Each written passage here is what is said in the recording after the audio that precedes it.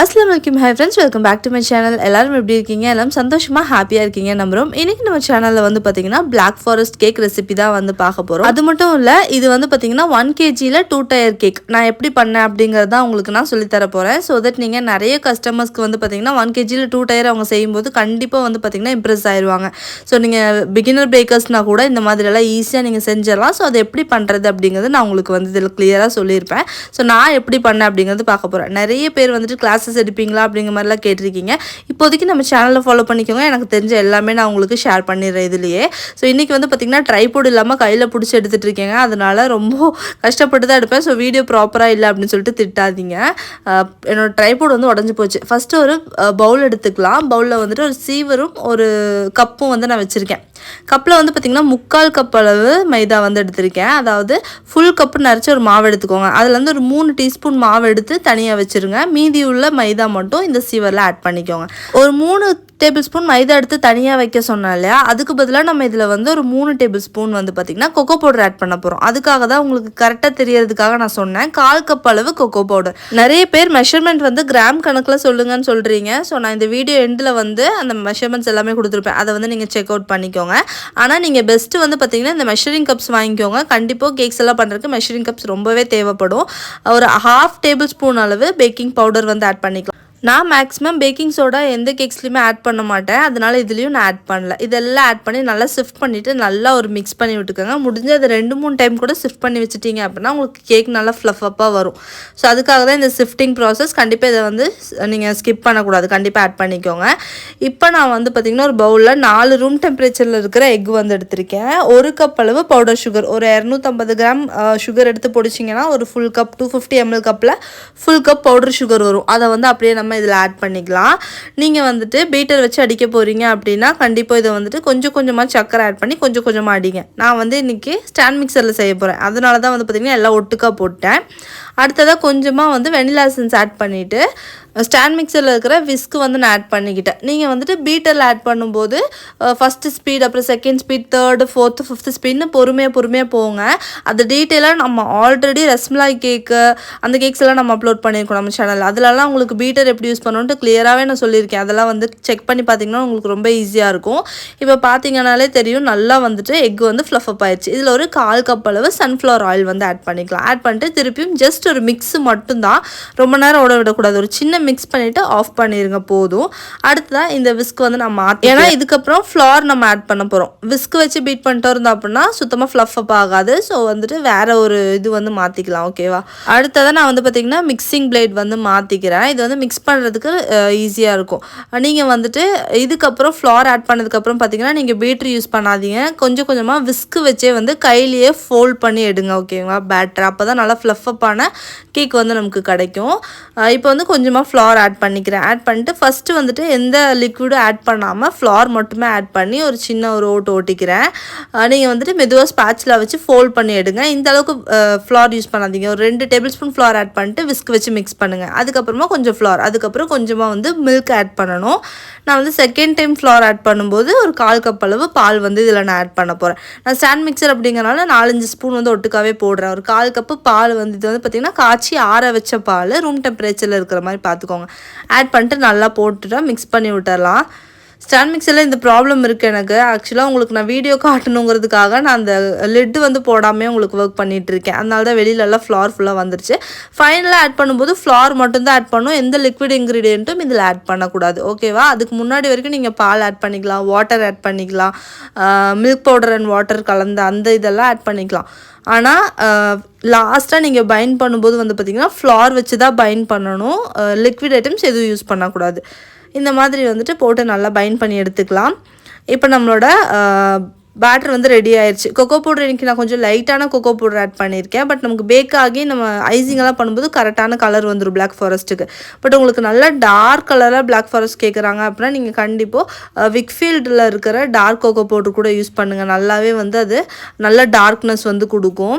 So இப்போ வந்து பார்த்திங்கன்னா ஃப்ளார் ரொம்ப நேரம் மிக்ஸ் பண்ண வேணாம். அடியிலேருந்து லைட்டாக சைட்ஸ் எல்லாம் ஃபோல்ட் பண்ணி எடுத்ததுக்கப்புறமா நம்ம வந்து பேனில் வந்து மாற்றிக்கலாம். இப்போ வந்து பார்த்திங்கன்னா நான் பேன் வந்து கீழே இருக்கிறது 7 inch பேன், மேலே இருக்கிறது 4 4 inch பேனும் எடுத்திருக்கேன்.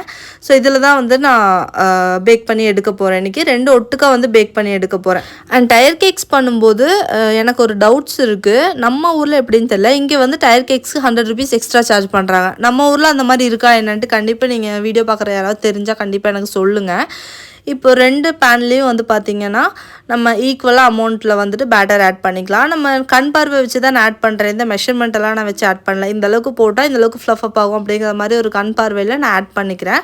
மேலே இருக்கிற டயர் ரொம்ப பெருசாக வேணாம், ரொம்ப சின்னதாக வேணும். அந்தளவுக்கு மீடியம் சைஸ் ஆட் பண்ணிக்கிட்டேன். கீழே இருக்கிறது ஓரளவுக்கு கொஞ்சம் பெருசாக வேணும். அதனால் ஓரளவுக்கு ஆட் பண்ணிவிட்டு நல்லா வந்துட்டு மிக்ஸ் பண்ணிவிட்டு அவன் வந்து 180 degreeல 10 minutes ப்ரீ ஹீட் பண்ணியிருந்தேன். சேம் 180 degreeல 25 minutes நான் பேக் பண்ணி எடுக்கிறேன். உங்கள் அவனுக்கு தகுந்த மாதிரி டெம்பரேச்சர் செட் பண்ணிட்டு நீங்கள் பேக் பண்ணி எடுத்துக்கோங்க. இப்போ வந்துட்டு கேக் சூப்பராக ரெடியாகி வந்திருக்கு. நல்லாவே வந்து ஸ்பாஞ்சியாக வந்திருக்கும். இந்த கேக் வந்து பார்த்திங்கன்னா ஆக்சுவலாக ஸ்பஞ்ச் கேக் நம்ம பிளாக் ஃபாரஸ்ட்டுக்கு எடுக்கிறது. அதனால ஸ்பஞ்சியாக தான் இருக்கும், மாய்ஸ்ட்டாக இருக்காது. கொஞ்சம் ட்ரையாக இருக்கிற மாதிரியும் நல்லா ஸ்பாஞ்சியாக இருக்கிற மாதிரியும் இருக்கும். இப்போ இதை வந்து டீமோல்ட் பண்ணிக்கலாம். நல்லா ஆறுனதுக்கப்புறமா டீமோல்ட் பண்ணிவிட்டு உங்களுக்கு காட்டுறேன் பாருங்கள். நல்லா சூப்பராக வந்து இதாகி வந்திருக்கு 2 கேக்குமே. இதை நீங்கள் ஒரே கேக்காக பண்ணும்போது சேம் மெஷர்மெண்ட் யூஸ் பண்ணிக்கலாம். அது எல்லாத்துக்குமே ஒரே மெஷர்மெண்ட்ஸ் தான். இப்போ நம்ம மேலே இருக்கிற அந்த லேயரும் சைடில் இருக்கிற அந்த ட்ரை லேயர் ரெண்டுமே கட் பண்ணி ரிமூவ் பண்ணிடலாம். இது இருந்துச்சு அப்படின்னா ரொம்பவே ட்ரையாக இருக்கிற மாதிரி இருக்கும் கேக்கு. என்னதான் நம்ம சுகர் சிரப்பில் சோக் பண்ணாலுமே வந்து ட்ரையாக இருக்கிற மாதிரி இருக்கும். இப்போ வந்து கரெக்டாக இருக்குது. எவ்வளோ சூப்பராக வந்துட்டு கேக் வந்திருக்கு பாருங்கள். நல்ல ஸ்பாஞ்சியாக வந்திருக்கு. இதை நம்ம சோக் பண்ணியெல்லாம் வரும்போது ஒரு சூப்பர் டேஸ்டியான கேக் வந்து கிடைக்கும். சரி, நார்மலான சாக்லேட் கேக்கு கூட இதே ரெசிபியும் நீங்கள் யூஸ் பண்ணலாம். அண்ட் சாக்லேட் கேக் ரெசிபியும் இன்ஷால்லா சீக்கிரமாக நான் உங்களுக்கு அப்லோட் பண்ணுறதுக்கு ட்ரை பண்ணுறேன். அண்ட் ஒரு சிஸ்டர் சுகர் சிரப் எப்படி ரெடி பண்ணுறதுன்னு கேட்டிருந்தீங்க. 1/4 கப் அளவு சர்க்கரை, 3/4 கப் அளவு தண்ணி எடுத்து நல்லா வந்துட்டு ஹீட் பண்ணி எடுத்துட்டீங்க அப்படின்னா லைட்டாக சர்க்கரை கரையிற அளவுக்கு மட்டும் மிக்ஸ் பண்ணி எடுத்தால் போதும். சுகர் சிரப் ரெடி ஆயிரும். அதுக்கப்புறம் நீங்கள் அதில் தேவையான க்ரஷ் ஏதாவது வேணால் ஆட் பண்ணிக்கலாம். இன்றைக்கி நான் கொஞ்சமாக ஸ்ட்ராபெரி க்ரஷ் ஆட் பண்ணி சுகர் சிரப் ரெடி பண்ணி எடுத்திருக்கேன். அடுத்ததாக விப்பிங் க்ரீம் வந்து பார்த்திங்கன்னா 1 கிலோ அளவு கேக்குக்கு 1 கப் அளவு விப்பிங் க்ரீம் கரெக்டாக இருக்குங்க. பர்ஃபெக்டான மெஷர்மெண்ட்டில் இருக்கும். ஸோ உள்ளே வந்து பார்த்திங்கன்னா சாக்லேட் கனாஷ் நான் கொடுக்குறேன். பிளாக் ஃபாரஸ்ட் கேக்குக்கு சும்மா சாக்லேட் கிரேட் பண்ணி போட்டாலே போதும். நான் வந்து இந்த கேக் கொஞ்சம் நல்லா செஞ்சு எடுக்கணும். இது வந்து பார்த்திங்கன்னா நம்ம சப்ஸ்கிரைபர் ஒருத்தவங்க தான் வந்து ஆர்டர் பண்ணியிருந்தாங்க டெல்லியிலேருந்து. அவங்க வந்து என்கிட்ட தான் கேக் ஆர்டர் பண்ணணுன்ட்டு ரொம்ப அடம் பிடிச்சி அவங்க அப்பிட்ட சொல்லி ஆர்டர் பண்ணியிருக்காங்க. அதனாலே இந்த கேக் நல்லா ஸ்பெஷலாக நான் செஞ்சு கொடுத்தேன். ஸோ கொஞ்சமாக க்ரஷ் வச்சுக்கலாம். நிறைய கனாஷ் வச்சனால ரொம்ப க்ரஷ் வச்சாலும் கேக் வந்து பார்த்திங்கன்னா அங்கிட்டு இங்கிட்டு சரிஞ்சிரும். ஸோ அளவாக பார்த்து வச்சுக்கோங்க. அடுத்த லேயர் வச்சதுக்கப்புறமா அதே மாதிரி நான் சோக் பண்ணிவிட்டு ஃபுல்லாக வந்து க்ரம் கோட் பண்ணிடுறேன். மெயினாக இந்த க்ரம் கோட் பண்ணதுக்கப்புறம் 1 hour ஃப்ரிட்ஜில் வந்து கண்டிப்பாக செட் பண்ணணும். அப்போ தான் உங்களுக்கு நெக்ஸ்ட் ஐசிங்க்கு ஈஸியாக இருக்கும். பிகினர்ஸாக இருக்கும்போது நான் சொல்கிறேன். நீங்கள் கொஞ்சம் பழகிட்டிங்கன்னா எப்படி இருந்தாலுமே கேக் வந்து ஐசிங் ஈஸியாக பண்ணிடலாம். கொஞ்சம் பிகினர்ஸாக இருக்கும்போது ஸ்டார்டிங்கில் கொஞ்சம் கஷ்டமாக இருக்கும். அடுத்ததாக நம்ம கேக்கில் வைக்க போகிற மேலே இருக்கிற லேயர் கேக் இருக்குல்லையே, அதை வந்து குட்டியாக ஒரு பிளேட் எடுத்து அதுலேயே வந்து ஐசிங் பண்ணி எடுத்துக்கிட்டேன். அதே மாதிரி கொஞ்சம் கெனாஷ், அப்புறம் கொஞ்சம் வந்து பார்த்திங்கன்னா ஸ்ட்ராபெரி க்ரஷ் எல்லாமே வச்சு அதே மாதிரியே வந்துட்டு நான் ஃப்ராஸ்ட் பண்ணி எடுத்துக்கிறேன். கேக்கில் உள்ள நம்ம ஸ்டஃபிங் கொடுத்து பண்ணும்போதே கேக் வந்து பார்த்திங்கன்னா வேறு லெவலில் இருக்கும். இதே வந்து ஒயிட் ஃபாரஸ்ட் பண்ணும்போது நீங்கள் ஒயிட் சாக்லேட் கெனாஷ் கூட கொடுக்கலாம். ரொம்ப நல்லாவே இருக்கும். கண்டென்ஸ்டு மில்க்கும் வெறும் ஒயிட் சாக்லேட் கொடுத்தாலுமே இன்னும் நல்லாயிருக்கும். இதை வந்துட்டு நான் நல்லா ஃப்ராஸ்ட் பண்ணி 1 hour மேலே க்ரம் கோட் பண்ணி வச்சதுக்கு அப்புறமா ஐசிங் பண்ண ஸ்டார்ட் பண்ணுறேன். இதுதான் வந்து final icing. Whipping cream icing வந்து பண்ணிக்கலாம். 2 கேக்லேயுமே வந்து நான் ஐசிங் பண்ணிட்டேன். ஸோ கண்டிப்பாக இது வந்து குழந்தைங்க சாப்பிட்றதுக்கான கேக் அப்படிங்கிறனால உங்களோட இஷ்டம் தான் அப்படிங்கிற மாதிரி சொல்லிட்டாங்க டிசைன்ஸ் எல்லாம். ஸோ நான் ரொம்ப லைட்டாக மைல்டான கலர்ஸ் தான் கொடுக்கணும் அப்படின்னு சொல்லிட்டு க்ரீம்லேயே கலர் நிறைய ஆட் பண்ணாமல் லைட்டாக 1 or 2 drops மட்டும் கலர் வர்ற மாதிரி சைடில் இந்த மாதிரி ஒரு டிசைன் வந்து கொடுத்துக்கிட்டேன். Ballot knife design. அடுத்ததாக வந்து பார்த்திங்கன்னா ஒரே ஒரு ட்ராப் கலர் வந்துட்டு விப்பிங் க்ரீமில் ஆட் பண்ணி மிக்ஸ் பண்ணி எடுத்துகிட்டு இது வந்து என்ன கலர்னு பார்த்திங்கன்னா டர்க்கிஷ் கலர், டர்க்கிஷ் க்ரீன் சொல்லுவாங்க. அந்த கலர் தான் யூஸ் பண்ணியிருக்கேன். இதை வந்து கீழே இருக்கிற டயருக்குமே வந்து நம்ம அப்ளை பண்ணிக்கலாம். விப்பிங் க்ரீம் கொடுத்துட்டு ஃபுல்லாகவே வந்து கவர் பண்ணி எடுத்துக்கலாம். நம்ம எடுக்கிற 1 கப் விப்பிங் க்ரீம் கரெக்டாக இருக்கும் 1 kg கேக்குக்கு. அது சிங்கிள் டயராக இருந்தாலும் சரி, டபுள் டயராக இருந்தாலும் சரி, எல்லாத்துக்குமே நமக்கு 1 கப் அளவு க்ரீம் போதும். நான் ஃபஸ்ட்டெல்லாம் நிறைய க்ரீம் எடுத்து நான் வேஸ்ட் பண்ணுவேன். 1.5 கப் எடுப்பேன், 2 கப்பெல்லாம் எடுப்பேன் ஃபஸ்ட்டு. இப்போல்லாம் தான் வந்து கரெக்டாக மெஷர் பண்ணி எடுத்திருக்கேன். 1 கப் ஆஃப் க்ரீமே வந்து பார்த்திங்கன்னா தாராளமாக போதும் 1 கிலோ கேக்குக்கு. இப்போ ஃபுல்லாக வந்துட்டு ஐசிங் பண்ணி எடுத்துடலாம். மேலே க்ரீம் வந்து ரொம்ப ஸ்டிஃப் பிக்ஸ் இருந்தாலும் சாப்பிடும்போது அவ்வளோவா நல்லா இருக்காது. ஸோ க்ரீம் வந்து ஒரு அளவுக்கு ஸ்டிஃப் பிக்ஸ் இருக்கிற மாதிரி பார்த்துக்கோங்க. அப்போ தான் டேஸ்ட் நல்லாயிருக்கும். ஃபுல்லாக நீட் பண்ணதுக்கு அப்புறமா வந்து பார்த்திங்கன்னா இந்த மாதிரி சிம்பிளான ஒரு ஆயில் ப்ரஷ் டிசைன் தான் கொடுக்குறேன். இது பிகினர்ஸ்க்கு ரொம்பவே ஈஸியான ஒரு டிசைன். அண்ட் பார்க்குறக்குமே கேக்கு சூப்பரான லுக் வந்து கொடுக்கும். அண்ட் இது எல்லாமே வந்து நீங்கள் ஃப்ராஸ்ட் பண்ணும்போதே சைடில் போர்டெல்லாம் வந்து நீட் பண்ணிக்கோங்க. அதுக்கப்புறம் நீட் பண்ணுறதுக்கு கொஞ்சம் கஷ்டமாக இருக்கும். ஸோ மேலே இருக்கிற லேயருமே அதே மாதிரி நான் வந்து ஆயில் ப்ரஷ் டிசைன் தான் வந்து கொடுத்து ரெடி பண்ணி எடுத்துக்கிட்டேன். இப்போ ரெண்டுமே ரெடியாக இருக்குது. இப்போ வந்து ஸ்டேக் பண்ணிடலாம். ஸ்டேக் பண்ணுறதுக்காக இந்த மாதிரி ஸ்ட்ராஸ் தான் நான் எடுத்திருக்கேன். இந்த பேப்பர் ஸ்ட்ராஸு இது நம்ம நார்மலாகவே பேக்கிங் கடையில் கிடைக்கும். அளவு எடுத்துகிட்டு சைடில் பார்த்து கட் பண்ணிக்கோங்க. அதுக்கப்புறம் இந்த மாதிரி 3 ஸ்ட்ரா வந்து நான் வைக்கிறேன். நீங்கள் 4 ஸ்ட்ரா கூட வைக்கலாம். அவ்வளோவா வெயிட் வராது இந்த கேக். 1 kg கேக்கில் தான் நான் பண்ணுறோம். அதனால நான் ஒரு 3 ஸ்ட்ரா மட்டும் வச்சுக்கிறேன். வச்சுட்டு இதை வந்து ஈஸியாக ஸ்டேக் பண்ணிடலாம். ஃபஸ்ட் டைம் பண்ணும்போது நம்ம ஸ்டேக்கிங் ரொம்ப பயந்து பண்ணுவோம். பட் அது அந்தளவுக்கு பயப்படணுன்ட்டு அவசியம் இல்லை. அது அழகாக வந்து நிற்கும். நம்ம பதட்டப்படாமல் பண்ணாலே அது ஈஸியாக நம்ம பண்ணிடலாம். நம்ம அப்போ தான் நமக்கு கை நடுங்கும், பயப்படுவோம், அந்த மாதிரிலாம் பண்ணுவோம். அந்த மாதிரி எந்த இதுவும் இல்லாமல் ஈஸியாக பண்ணோன்னா ஸ்மூத்தாக அந்த வேலை முடிஞ்சிடும். அதுக்கப்புறம் அதை நீட்டாக ஈவன் அவுட் பண்ணிவிட்டு இந்த மாதிரி ஆயில் ப்ரஷ் வச்சு திருப்பி ஒரு டிசைன் போட்டு அப்புறம் ஒரு பெரிய ஸ்ட்ரா வச்சு இது பண்ணி எடுத்துட்டேன். 1222 கிராம் வந்துருந்துச்சு. இதுக்கப்புறம் நம்ம டிசைன் பார்த்து போட்டுக்கணும்.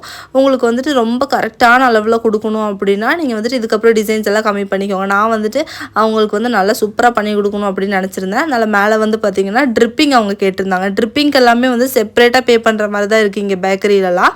பட் நான் இதுக்கெல்லாம் எக்ஸ்ட்ரா சார்ஜ் பண்ணல. இது எல்லாமே வந்துட்டு அதுலேயே அவங்க கேட்ட மாதிரி நான் பண்ணி கொடுத்துட்டேன். அண்ட் ட்ரிப்பிங்க்கு நம்ம என்ன மெட்டீரியல் யூஸ் பண்ணுறவங்க பொறுத்தும் சார்ஜ் வந்து மாறும். கிளேஸ் யூஸ் பண்ணோம் அப்படின்னா அதுக்கு வந்து கம்மி சார்ஜ் தான் வரும். பட் சாக்லேட் ட்ரிப்பிங்கும் போது கொஞ்சம் ப்ரைஸ் அதிகமாக வரும். இன்றைக்கி நான் வந்து சாக்லேட் ட்ரிப்பிங் தான் வந்து கொடுத்துருக்கேன். லைட்டாக வந்துட்டு டர்க்கிஷ் கலரே வந்து ஆட் பண்ணிவிட்டு கணேஷில் அதுக்கப்புறம் நான் வந்துட்டு ரெடி பண்ணி கொடுத்துருக்கேன். உங்களுக்கு வீட்லேயே வந்து கிளேஸ் எப்படி ரெடி பண்ணுங்கிறது தெரியணும் அப்படின்னாலும் நீங்கள் எனக்கு வந்துட்டு கீழே கமெண்ட் பண்ணுங்கள். நான் அதை வந்து நெக்ஸ்ட் வீடியோவில் கூட ஷேர் பண்ணுறதுக்கு ட்ரை பண்ணுறேன். அடுத்ததாக விப்பிங் க்ரீம் வச்சு இந்த மாதிரி குட்டியாக ஒரு டிசைனு போட்டு முடிச்சாச்சு. மேலே வந்து நேம் அவங்க சொன்ன மாதிரியே வந்துட்டு பிளாக் சாக்லேட் கணேஷில் நேம் எழுதியாச்சு. ஹாப்பி பர்த்டே டாப்பர் எங்கே வைக்கிறதுன்னு ஒரே டவுட்டு. சரி சைடாக வச்சா கொஞ்சம் நல்லாயிருக்கும் அப்படிங்கிற தோணுச்சு. அதே மாதிரி வந்து வச்சாச்சு. கொஞ்சம் வந்துட்டு பேர்ல் பீட்ஸ் வச்சு இந்த மாதிரி வந்துட்டு டெக்கரேஷன் பண்ணியிருக்கேன். சுகர் பால்ஸ் இருக்குல்லையே அதை வச்சு டெக்கரேட் பண்ணி முடிச்சாச்சு. அண்ட் கேக் ஃபைனலாக ஃபினிஷ் பண்ணி பார்க்கும்போது ரொம்ப பிடிச்சிருந்துச்சு. அண்ட் இது என்னோட ஃபர்ஸ்ட் டைம் 1 kg கேக் 2 டயராக பண்ணுறதுக்கு. 2 kg 1.5 kgலாம் பண்ணியிருக்கேன். பட் 1 kg 2 டயராக பண்ணுறதுக்கு கொஞ்சம் பயந்துட்டே தான் பண்ணேன். பட் சூப்பராகவே வந்துருந்துச்சு ஃபர்ஸ்ட் ட்ரைலேயே. சரி உங்களுக்கும் ஷேர் பண்ணலாம் அப்படின்னு சொல்லிட்டு வீடியோ வந்து எடுத்திருந்தேன். சரி நல்லா இருந்துச்சுன்னா வீடியோ ஷேர் பண்ணலாம் அப்படின்னு சொல்லிட்டு சூப்பராகவே வந்துருந்துச்சு.